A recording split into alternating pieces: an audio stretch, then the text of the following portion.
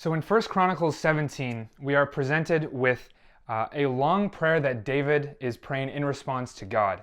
Now God has just told David in 17, 1 to 15 that, well, David wanted to build God a temple. He said, God, you are so great, you're so worthy. Why do I get a palace but you don't get a temple? And Nathan, the prophet, heard from God and told David, actually, no, I'm going to reaffirm my covenant with you. I'm going to bless you. Read the passage for yourself. There's just so many amazing blessings that God promises to David in 1 to 15. But God's response is essentially, no, it's actually not my will that you build my temple for me. I really appreciate the gesture, though. And David responds to God's amazing covenant and amazing blessing. This is a very, very powerful prayer that I would suggest you read. But then in chapter 17, verse 24, a very key thing that David prays is, after asking for a bunch of things, David is asking, well, he praises God for who he is. He says, there is none like thee, there is no God like you.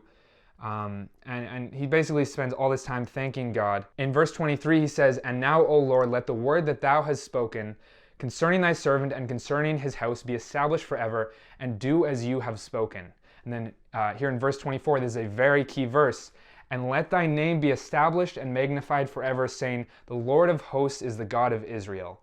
Even a God to Israel, and the house of David, thy servant, is established before thee. When we pray things to God, if you're never quite sure what you should ask for, an amazing go-to you should always pray for is that God's name would be glorified. Because we can be totally sure that that's a prayer that God will answer, because God is all about getting glory. When we pray things and we say, but God, at the end of the day, do whatever it takes to have your name glorified, God honors that. He honors children that are so concerned about what his will is and not what their will is. Just like when Jesus was in the garden and he prayed, Father, not my will, but yours be done. Jesus is in the Garden of Gethsemane essentially saying, God, I would really not prefer to be crucified.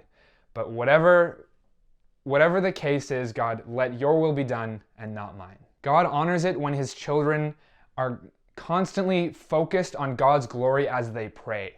It ensures that they can never stray too far from seeking his glory and his will and get lost in the weeds where they're just praying for what they personally want, but God doesn't actually want for them. So make sure that whenever you pray essentially the section of the Lord's Prayer that says, Our Father, who art in heaven, hallowed be your name, your kingdom come, your will be done on earth as it is in heaven. Whenever we pray that God would get the glory in our prayers, God listens to that prayer, and he's so overjoyed that his desires have also become our desires now. There is amazing power in any prayer that says, God, whatever happens, let your name be glorified.